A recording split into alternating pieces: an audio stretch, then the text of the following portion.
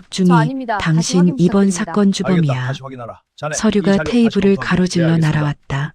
저 아닙니다. 공중에서 한번 뒤집히며 박지수의 앞에 떨어졌다. 종이 끝이 그녀의 손등을 스쳤다. 육군 제17사단 작전참모부 2층 소회의실. 형광등 4개가 천장에 박혀 있었다. 창문은 없었다. 공기가 오래 갇혀있는 공간 특유의 냄새가 났다. 종이 냄새와 커피 냄새와 누군가의 땀 냄새가 섞인 것. 테이블 상석에 앉은 강태준 대령이 팔짱을 꼈다. 그의 시선이 박지수를 훑었다. 아래에서 위로가 아니라 위에서 아래로. 검열하는 시선이었다. 더 이상 발뺌하지 마. 박지수는 서류를 내려다봤다. 자신의 이름이 굵게 찍혀 있었다. 물자 횡령 혐의. 담당자 박지수 중위. 그 아래로 날짜와 금액과 품목이 나열되어 있었다. 숫자들은 구체적이었다. 누군가 공을 들여 만든 서류였다. 중위님이라고 부르십시오. 그녀의 목소리는 낮았다. 떨리지 않았다. 강태준의 눈썹이 올라갔다. 그는 그 말을 씹다가 뱉듯이 옆으로 고개를 돌렸다. 윤소령, 저 사람 정신 상태 좀 확인해봐. 자기가 저지른 것도 인식을 못하는 것 같으니까. 테이블 오른쪽에 앉아있던 윤석호 소령이 짧게 헛기침을 했다. 그는 박지수를 보지 않았다. 서류를 내려다보는 척하며 고개를 숙였다.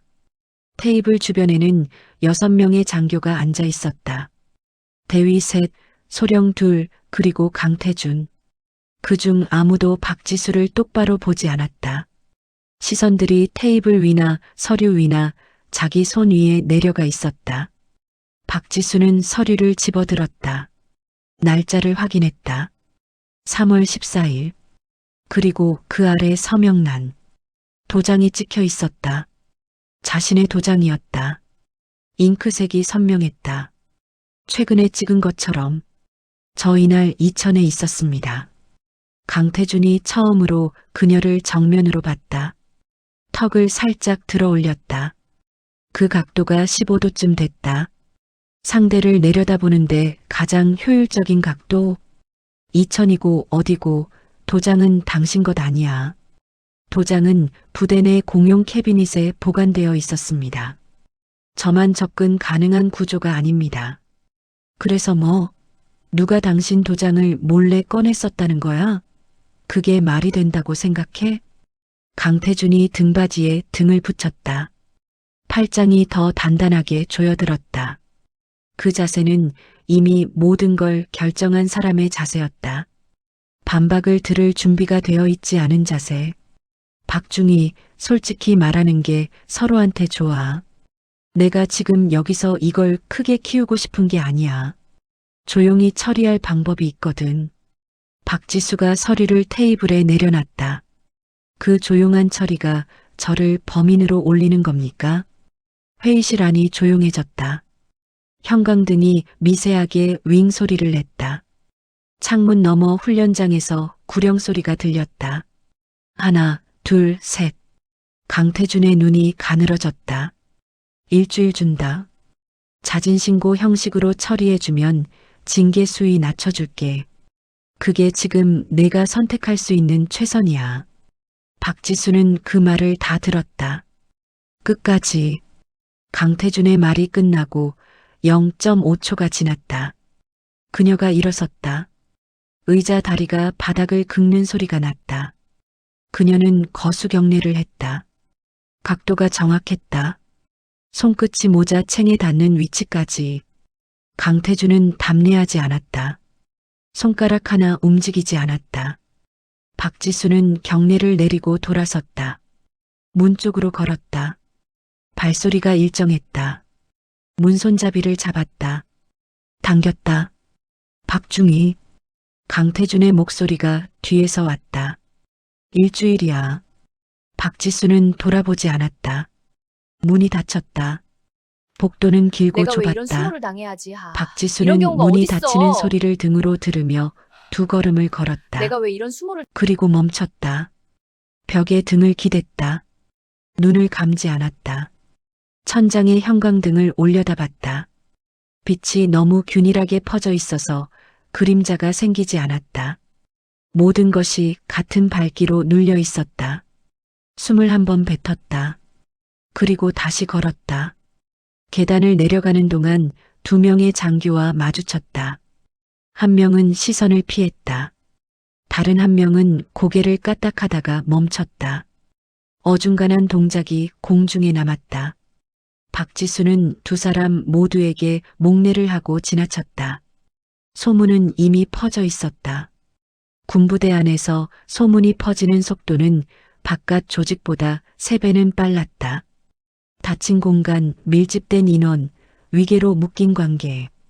누군가가 흔들리면 그 진동이 건물 전체를 타고 올라갔다.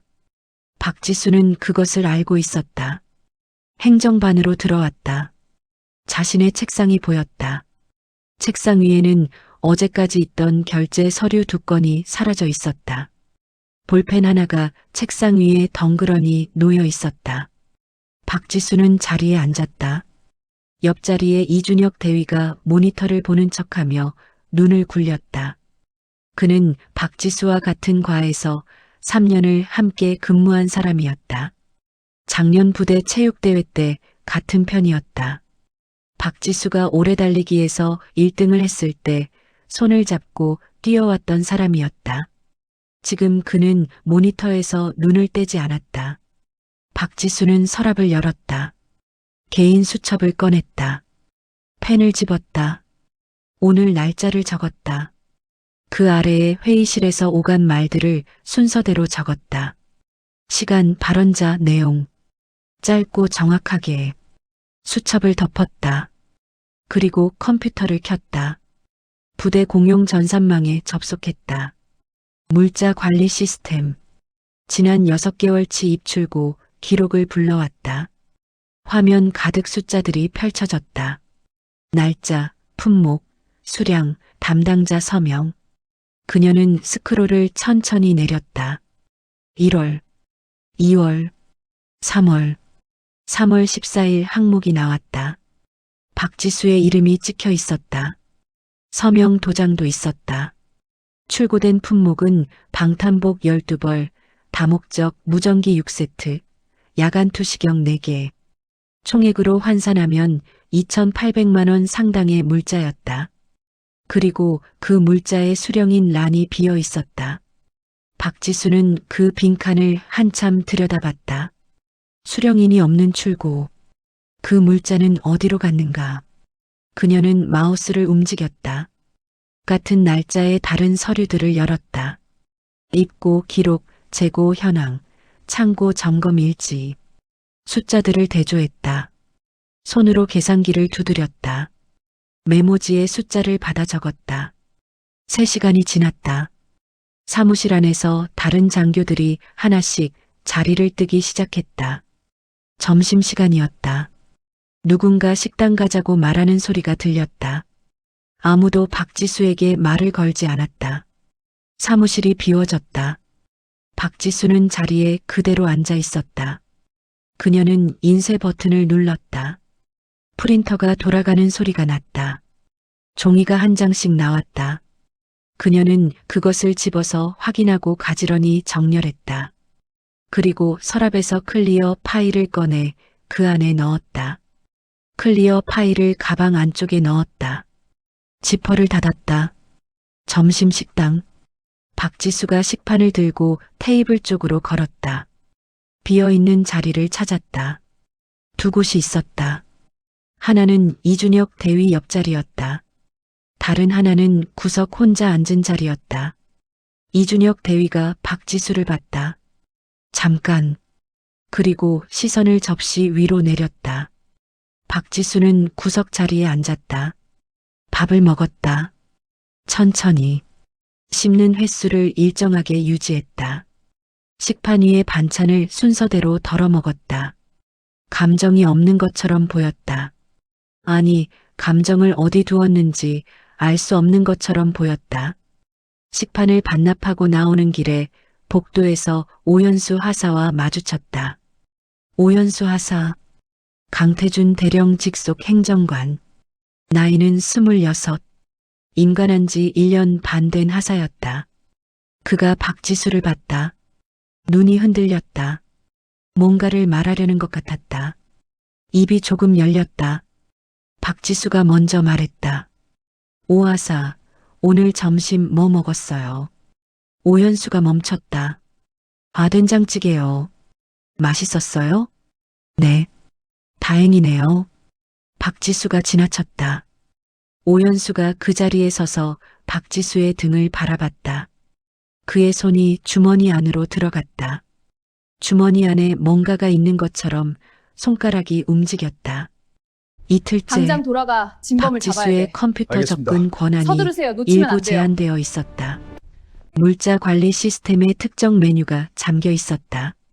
로그인은 되지만 해당 항목을 클릭하면 권한 없음이라는 문구가 떴다.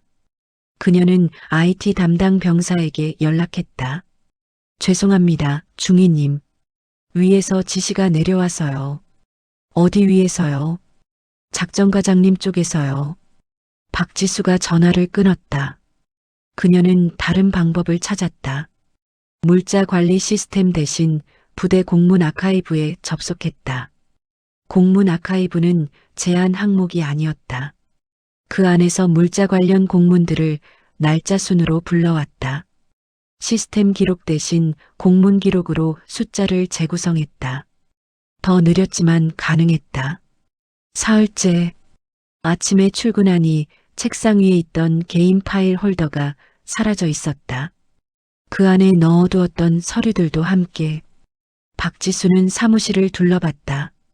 아무도 그녀를 보지 않았다. 그녀는 자리에 앉아 컴퓨터를 켰다. 잠시 후 이준혁 대위가 자리에서 일어나 탕비실로 들어갔다. 박지수도 일어났다.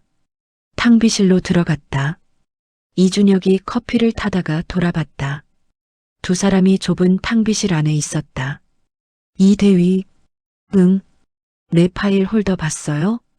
이준혁이 커피 믹스를 뜯으며 말했다. 몰라. 나는 건드린 거 없는데. 목소리가 자연스러웠다. 너무 자연스러웠다. 그렇군요. 박지수가 나왔다.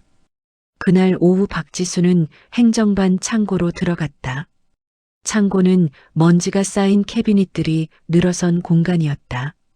그녀는 캐비닛을 하나씩 열었다. 세 번째 캐비닛, 두 번째 칸. 자신의 파일 홀더가 다른 서류들 사이에 끼워져 있었다. 누군가 치워뒀다가 버리지는 않은 것이었다. 혹은 버릴 용기가 없었던 것이었다. 박지수는 파일 홀더를 꺼냈다. 내용물을 확인했다. 전부 있었다. 그녀는 파일 홀더를 가방에 넣었다. 나흘째, 업무 공유 단체 채팅방에 공지가 올라왔다. 이번 주 금요일 부대 내 전술토의 일정 관련 내용이었다. 참석 대상에 박지수의 이름이 없었다. 그녀와 같은 직급, 같은 보직의 장교들은 모두 포함되어 있었다. 박지수는 그 공지를 읽었다. 채팅창을 닫았다. 그리고 공지를 올린 윤석호 소령에게 직접 메시지를 보냈다.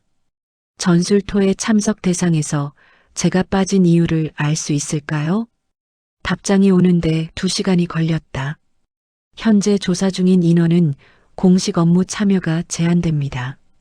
박지수가 다시 보냈다. 직무정지 처분이 내려진 바 없습니다. 관련 규정 조항 번호 알려주시면 확인하겠습니다. 답장이 오지 않았다. 5째 날 오전, 강태준이 복도에서 마주쳤다. 그는 2명의 장교를 거느리고 걸어오고 있었다. 3사람이 나란히 복도를 채우고 있었다. 박지수가 멈추고 경례를 했다. 강태준이 멈추지 않았다. 그는 박지수를 지나쳐갔다. 시선을 옆으로 돌리지도 않았다. 마치 복도에 아무도 없는 것처럼. 뒤따르던 장교 중 한 명이 박지수와 눈이 마주쳤다. 그는 얼굴이 굳어지면서 고개를 앞으로 돌렸다. 3사람이 지나갔다. 박지수는 경례를 내렸다. 복도에 혼자 남았다. 그녀는 벽을 봤다. 벽에 붙어 있는 훈련 일정표, 날짜들이 칸칸이 채워져 있었다. 빈칸이 하나도 없었다. 매일매일이 무언가로 가득 차 있었다. 그녀의 손이 가방끈을 고쳐 잡았다. 다섯째 날 밤, 박지수는 숙소 책상 앞에 앉아 있었다. 스탠드만 켜져 있었다. 책상 위에 서류들이 펼쳐져 있었다. 그 옆에 수첩. 수첩 안에는 날짜와 이름과 숫자들이 가득했다. 그녀는 연필을 들고 두 개의 항목 사이에 선을 그었다. 3월 14일 물자 출고 기록. 그리고 같은 날 강태준 대령 명의로 내려진 지휘 지시서. 두 개의 날짜가 일치했다. 그녀는 그 선을 한 번 더 진하게 그었다. 그 순간 문 밖에서 소리가 났다. 노크였다. 3번. 박지수가 서류를 덮고 문을 열었다. 오연수 하사가 서 있었다. 복도 불빛 아래 그의 얼굴이 창백했다. 손에 무언가를 들고 있었다. 작은 수첩이었다. 표지가 낡아 있었다. 군데군데 접힌 자국이 있었다. 두 사람이 마주 섰다. 오연수가 그 수첩을 박지수에게 내밀었다. 제가 갖고 있으면 안 될 것 같아서요. 박지수가 수첩을 받았다. 오연수의 손이 떨리고 있었다.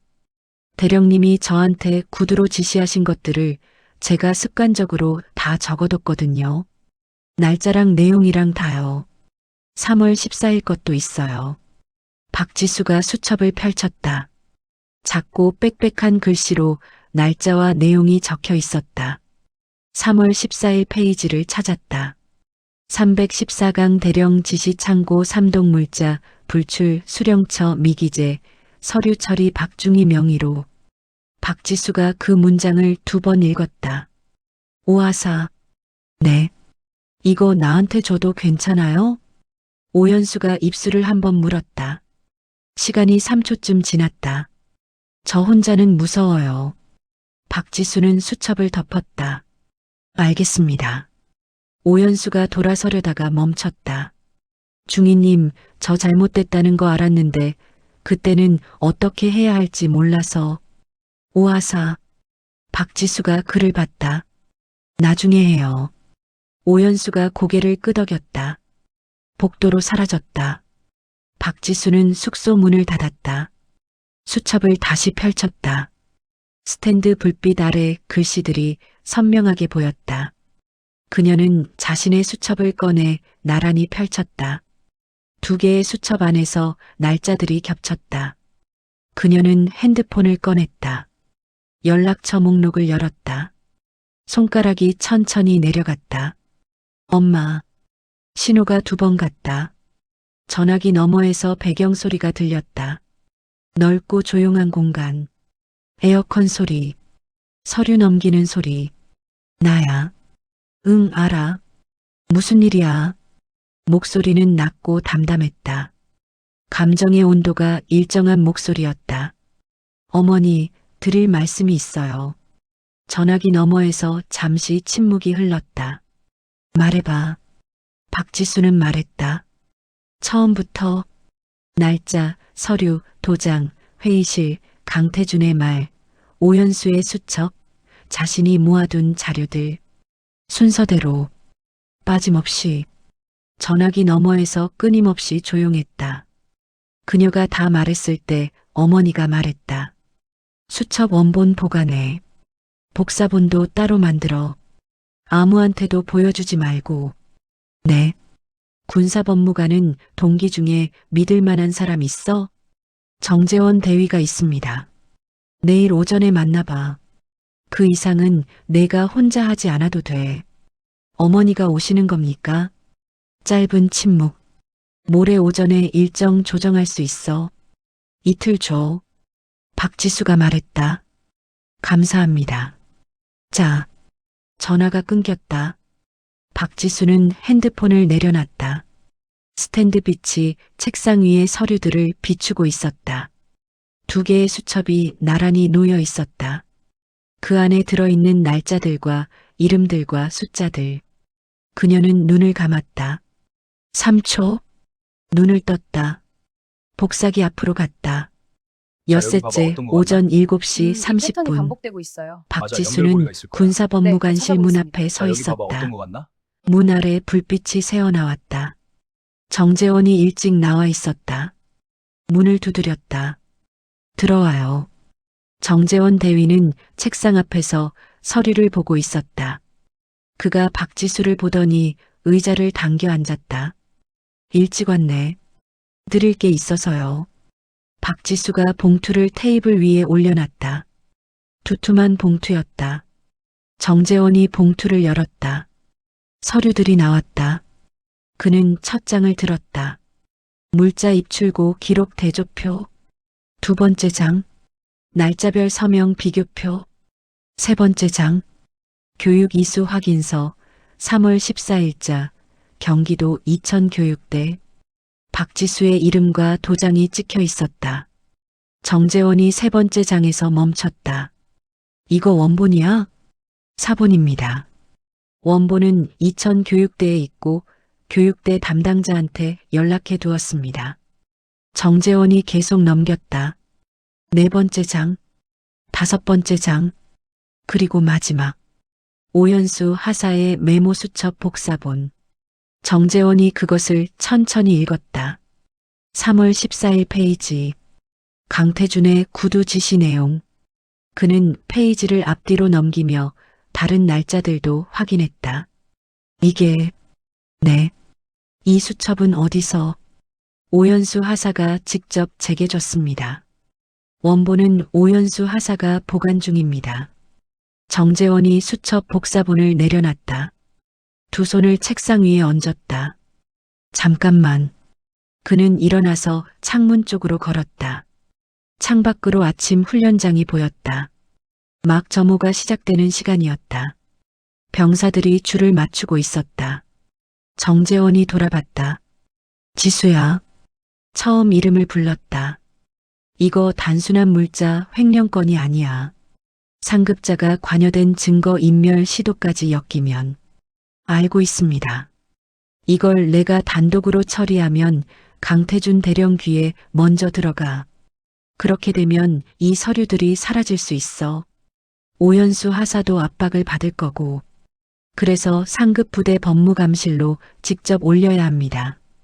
근데 그러려면 내가 사단장 결재를 먼저 받아야 하는데 사단장이랑 강태준 대령은 모레 오전에 제 어머니가 부대로 오십니다.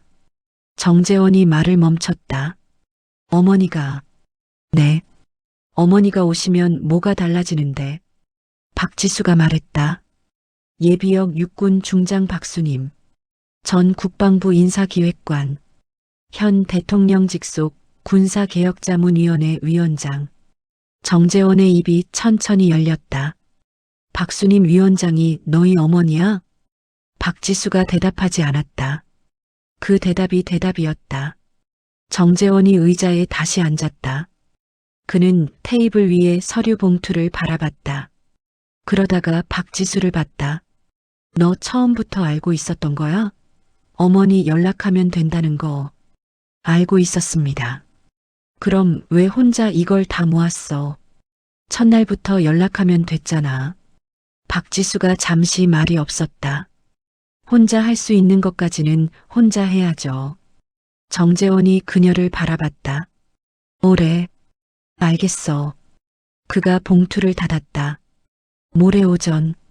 내가 정문에 나가 있을게. 박지수가 일어서며 말했다. 감사합니다. 재원 대위님. 정재원이 손을 저었다. 그냥 정재원이라고 해. 우리 기수잖아. 박지수가 나가려다 문 앞에서 멈췄다.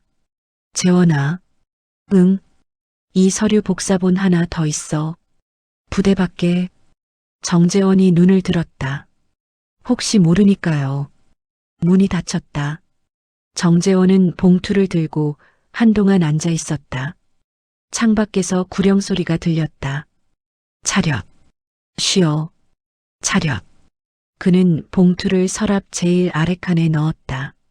서랍을 잠갔다. 그리고 핸드폰을 꺼내 문자를 보냈다. 수신자는 상급 부대 법무감실 선배였다.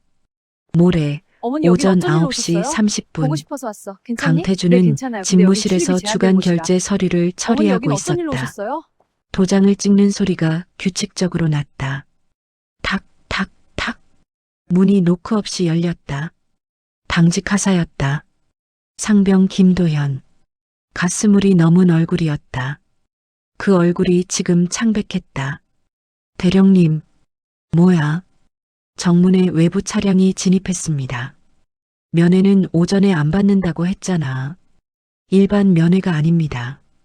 강태준이 도장을 내려놨다. 무슨 차야? 국방부 의전 차량입니다. 2대요. 강태준이 일어섰다. 번호판 확인했어? 네. 특수 번호판이었습니다. 그리고 대위 이상 전원 정문으로 나오라는 연락이 왔습니다. 강태준의 눈이 좁아졌다. 누가 연락했어? 정문 위병소에서 직접 왔습니다. 지금 당장이라고. 알겠어. 나가. 하사가 나갔다. 강태준은 제복의 단추를 한번 확인했다. 거울을 봤다. 계급장, 훈장, 모든 것이 제자리였다. 그는 집무실을 나왔다. 복도에서 마주친 윤석호 소령이 불안한 눈으로 그를 봤다. 대령님, 혹시... 모르겠어. 나가봐야 알지. 2 사람이 계단을 내려갔다. 부대 정문. 초가을 오전. 햇빛이 아스팔트 위에 납작하게 눌려 있었다. 공기는 건조했다. 먼지가 미세하게 떠 있었다. 이미 여러 명의 장교들이 정문 앞에 나와 있었다. 대위 5, 소령 3. 그들이 정문 밖에 서 있는 검은 차량 2대를 바라보고 있었다. 번호판이 보였다. 강태준이 확인했다. 국방부 의전 차량이 맞았다. 앞차의 뒷문이 열렸다. 먼저 보좌관 1명이 내렸다. 남성, 40대, 검은 양복. 그가 차 뒷문을 잡고 기다렸다. 그리고 2번째 사람이 내렸다. 여성이었다. 짧게 자른 흰머리, 검은 정장 상의에 감색 슬랙스. 구두굽이 아스팔트를 딛는 순간 또렷한 소리가 났다. 강태준이 그 얼굴을 봤다. 그의 발이 멈췄다. 박수님, 예비역 육군 중장 박수님. 강태준이 현역일 때 그녀는 준장이었다. 강태준이 소령 시절 그녀의 밑에서 6개월을 근무했다. 그 6개월 동안 그녀에게 직접 보고를 올린 적이 3번 있었다. 3번 다 그녀는 보고서를 돌려보내며 같은 말을 했다. 다시 써와. 숫자가 맞지 않아. 강태준은 그 3번을 아직도 기억하고 있었다. 그녀가 현역에서 나간 건 그로부터 5년 뒤였다. 나간 이후에도 그녀의 이름은 계속 들렸다. 국방부 자문위원, 군사개혁위원회, 대통령 직속기구, 군복을 벗어도 군에서 완전히 나간 것이 아닌 사람들이 있었다. 박수님이 그런 사람이었다. 그리고 지금 그녀가 이 부대 정문을 걸어 들어오고 있었다. 강태준의 옆에서 윤석호 소령이 낮게 숨을 들이켰다. 박수님의 옆에서 2번째 사람이 내렸다. 박지수였다. 제복, 계급장, 모자, 모든 것이 완벽하게 갖춰져 있었다. 그녀는 어머니의 옆에 나란히 서서 정문 안으로 들어왔다. 2 사람이 아스팔트를 걸었다. 정문 앞에 서 있던 장교들이 일제히 경례를 했다. 반사적으로 박수님은 시선을 한번 훑으며 지나갔다. 강태준 앞에서 멈췄다. 2 사람이 마주 섰다. 박수님의 눈이 강태준을 훑었다. 얼굴부터 발끝까지 천천히 감정 없이. 강태준 대령. 네. 위원장님. 목소리가 2번에 걸쳐 나왔다. 처음 것은 반사였고 2번째 것은 수습이었다. 첫 번째와 2번째 사이에 0.3초가 있었다. 내 딸이 이 부대에서 허위 서류로 범인으로 몰렸다는 얘기를 들었어요. 위원장님, 그것은 정상적인 내부 조사 절차에 따라. 강 대령, 박수님이 말을 잘랐다. 목소리는 높지 않았다. 오히려 낮아졌다. 낮아질수록 더 선명해지는 목소리였다.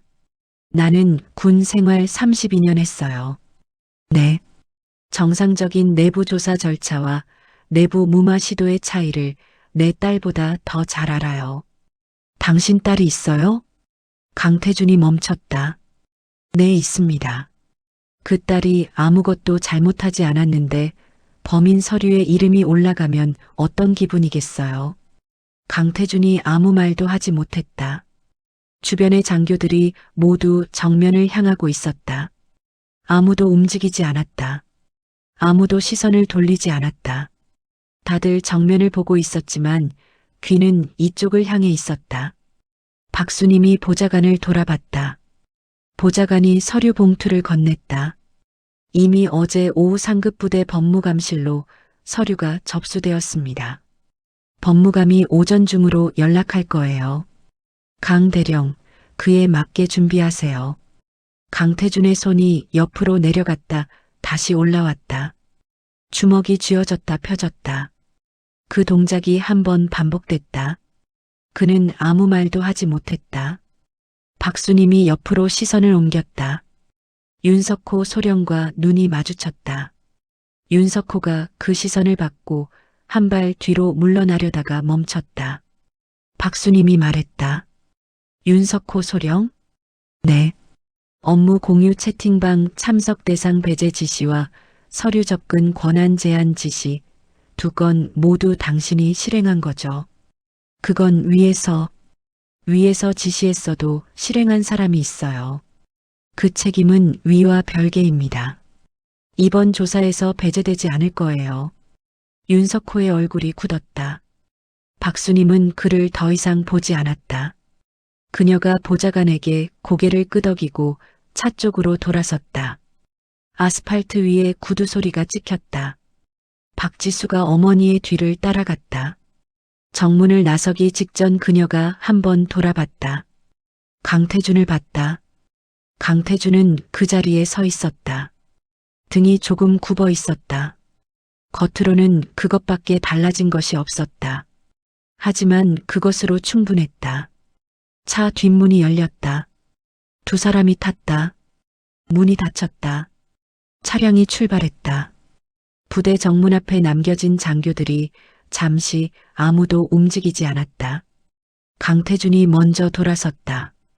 그의 발소리가 아스팔트 위에 울렸다. 규칙적이었다. 하지만 어딘가 서두르는 것 같았다. 윤석호 소령이 그 뒤를 따랐다. 나머지 장교들이 서로를 힐끗거리며 흩어졌다. 정문 앞이 비워졌다. 멀리 훈련장에서 병사들이 달리는 소리가 들렸다. 발소리가 리듬을 만들었다. 하나, 둘, 하나, 둘. 같은 날 오후 봐봐. 2시 네, 알겠습니다. 부대 내 확인했습니다. 이 소회의실 보고서에 따르면 즉시 조치가 강태준, 필요해. 박지수, 정재원 봐봐. 대위 네, 알겠습니다. 세 사람. 이번에는 배치가 달랐다. 강태준이 테이블 한쪽에 혼자 앉았다. 박지수와 정재원이 맞은편에 나란히 앉았다. 중간에 법무조사 서류가 놓여 있었다. 창문에서 들어온 오후 햇빛이 테이블 위를 가로질렀다. 강태준의 손 위에 빛이 걸쳤다가 지나갔다. 정재원이 먼저 말했다. 강 대령님, 오늘 면담은 강제가 아닙니다. 다만 조사가 시작되기 전에 직접 해명하실 기회를 드리는 겁니다. 강태준이 고개를 끄덕였다. 알겠어. 잠시 침묵. 강태준이 입을 열었다. 내가 박중희를 처음부터 범인으로 기획한 게 아니야. 아무도 말하지 않았다. 그가 계속했다. 오현수한테서 보고를 받은 건 3월 말이었어. 물자 출고 서류에 수령인이 없다는 걸 그때 알았어.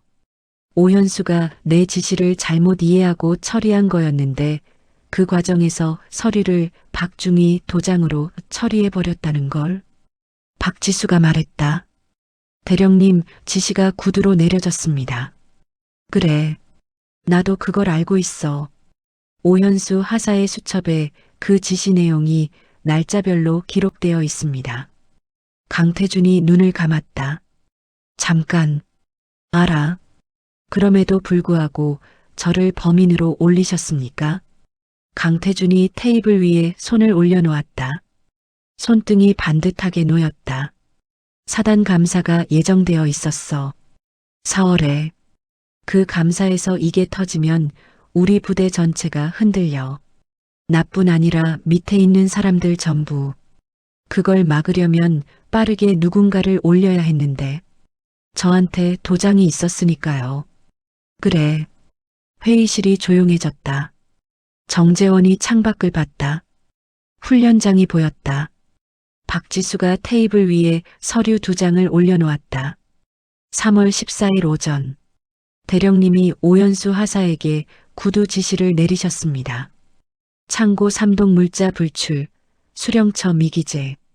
그 지시를 수행하면서 오연수 하사가 서류 담당자를 제 명의로 처리했습니다. 저는 그날 이천에 있었습니다. 교육 이수 서류에 기록되어 있고 이천 교육대 담당자가 확인했습니다. 강태준이 서류를 봤다. 그 물자는 어디로 갔습니까? 강태준이 손을 걷었다. 한동안 아무 말이 없었다. 바람이 창문 틈을 비집고 들어왔다. 서류가 한 장 살짝 들렸다 내려앉았다. 개인 용도는 아니야. 그럼요. 연대장 중 한 명이 훈련 장비가 부족하다고 사적으로 부탁을 해왔어. 예산이 내려오기 전에 임시로 채워주려고. 공식 경로를 거치지 않고 공식 경로로는 시간이 너무 걸리니까. 박지수가 서류를 걷었다. 강태준이 그녀를 봤다. 미안하다. 그 2글자가 회의실 안에 떨어졌다. 박지수가 그를 봤다. 저는 그 말을 듣고 싶었던 게 아닙니다. 강태준이 눈을 깜빡였다. 저는 그냥 제자리에 있고 싶었습니다. 아무것도 잘못하지 않았는데 밀려나지 않는 것. 밥 먹을 때 혼자 앉지 않는 것. 서류에 내 이름이 있는데도 아무도 내 말을 듣지 않는 상황이 아닌 것. 강태준의 입이 열리다 닫혔다. 그게 전부였습니다. 저는 대단한 걸 원했던 게 아니에요. 정재원이 책상 위를 내려다봤다. 강태준은 한동안 박지수를 봤다. 그러다가 시선을 테이블 위로 내렸다. 자신의 손을 봤다. 그 손이 조금 떨렸다. 나는 목소리가 낮았다. 나는 그게 그렇게 큰 것인 줄 몰랐어. 박지수가 대답하지 않았다. 창밖에서 누군가의 구령 소리가 들렸다. 1, 2, 3, 4. 숫자가 공기를 가르며 올라갔다. 강태준이 의자에서 일어섰다. 그는 박지수를 향해 섰다. 그리고 허리를 숙였다. 군 생활 27년 만에 부하에게 하는 고개 숙임이었다. 박지수는 그것을 받았다. 그리고 아무 말도 하지 않았다. 이틀 후 꼼꼼히 오전 체크해야지. 10시 상급 부대 법무감실 조사 결과가 공문으로 내려왔다. 꼼꼼히 체크해야지. 강태준 대령 직무 정지 및 정식 수사 개시. 윤석호 소령 경위서 제출 및 추가 조사. 오연수 하사 수사 협조 조건부 감경 처분 검토. 박지수 중위 전 혐의 무혐의. 즉시 효력 발생. 공문은 부대 내 게시판에 공개됐다. 오전 10시 5분. 행정반 복도 게시판 앞에 장교들이 모여 있었다. 공문을 읽는 사람, 옆 사람에게 낮게 말하는 사람, 표정을 관리하는 사람. 박지수는 거기 없었다. 그녀는 행정반 자신의 책상에 앉아서 물자 현황 정기 보고서를 작성하고 있었다. 오래 밀려있던 것이었다. 연필이 달렸다. 숫자들이 칸에 채워졌다. 이준혁 대위가 행정반으로 들어왔다. 그는 박지수의 자리 앞에서 멈췄다. 박지수가 연필을 멈추지 않고 말했다. 뭐예요? 이준혁이 잠시 서 있다가 말했다. 미안해.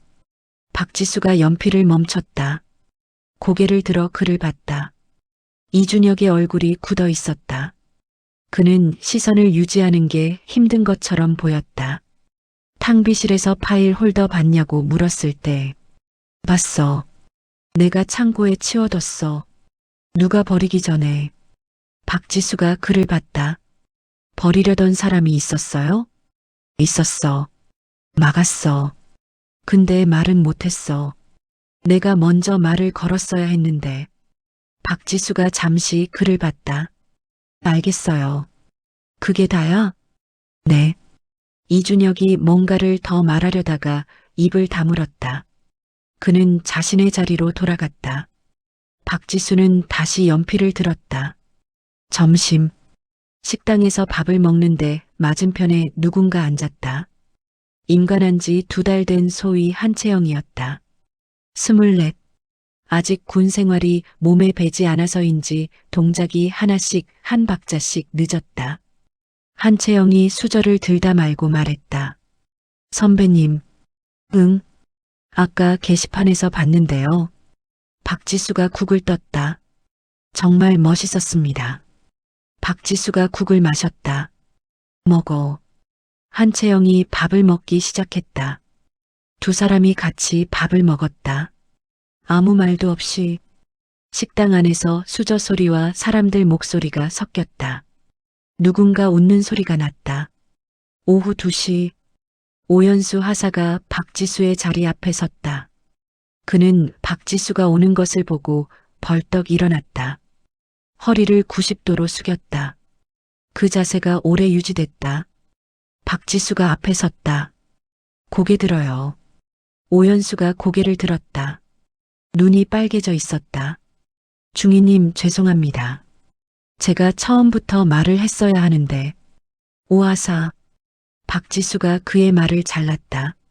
앞으로 어떻게 할 거예요? 오연수가 멈췄다. 누가 뭘 시키면 무조건 따르기 전에 한번 생각해요. 이게 맞는 건지. 그리고 맞지 않으면 말해요. 말이 안 되면 기록이라도 남겨요. 오하사 수첩처럼. 오연수의 눈이 흔들렸다. 그 수첩이 나 살렸어요. 오연수가 입술을 꽉 물었다. 똑바로 해요. 앞으로. 네, 중위님. 박지수가 사무실로 들어갔다.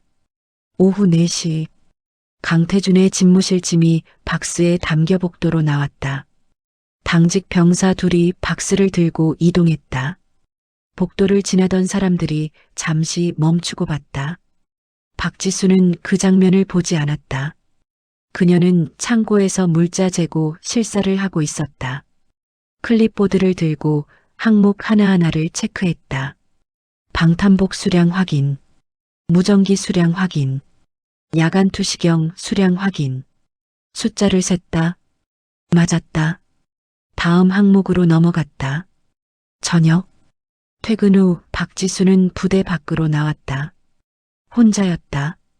부대 주변 작은 골목. 오래된 분식집. 형광등이 깜빡거리는 간판. 안에서 냄새가 새어나왔다. 떡볶이와 튀김 냄새. 박지수가 들어갔다. 어서 와요. 주인 아주머니가 앞치마를 두르고 카운터 뒤에서 나왔다. 50대.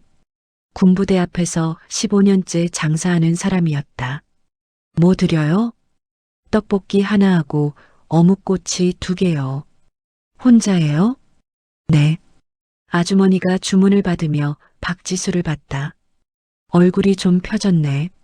저번에 왔을 때는 꽤 힘들어 보이던데. 박지수가 자리에 앉았다. 그랬어요? 그럼요.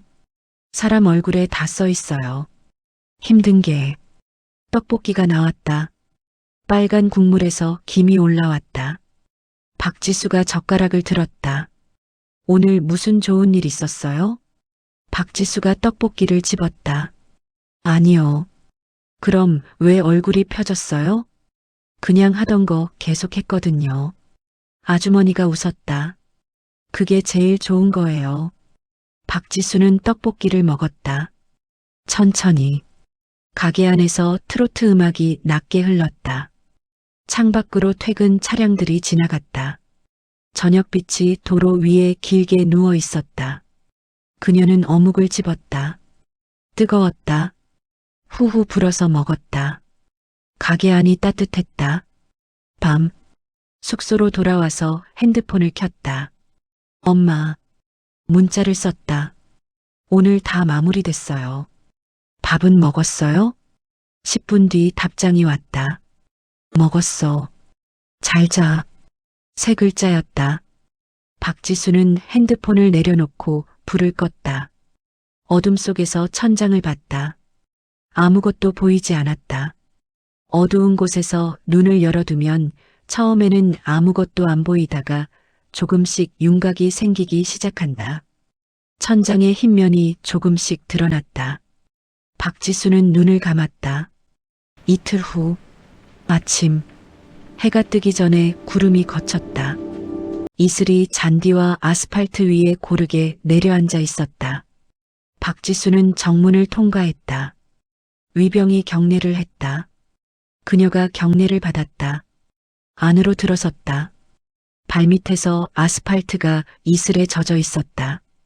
구두 밑창의 습기가 느껴졌다. 복도를 걸었다. 행정반 쪽으로. 복도 중간쯤에서 창문이 있었다. 그녀는 창문 앞에서 잠깐 멈췄다. 훈련장이 내려다 보였다. 신임 장교들이 아침 체력 훈련을 시작하고 있었다. 12명. 열이 가지런했다. 구령에 맞춰 출발했다. 발소리가 리듬을 만들었다. 아스팔트 위에서 운동화 밑창이 닿고 떨어지는 소리. 그들의 이마에 땀이 맺혔다. 이른 아침 빛이 훈련장 위로 퍼지기 시작하면서 그 땀방울들이 잠깐 빛을 받았다. 번쩍, 그리고 사라졌다. 박지수는 그 장면을 바라봤다. 손끝이 창틀 위에 가볍게 얹혔다. 유리가 차가웠다. 이슬이 맺혀 있었다. 바람이 한 번 지나갔다.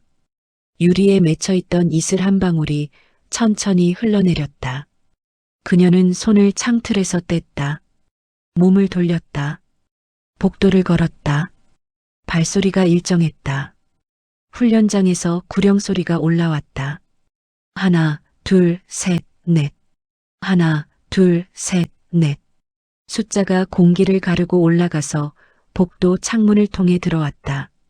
복도 끝에 행정반 문이 있었다. 박지수가 문 손잡이를 잡았다. 당겼다. 문이 열렸다.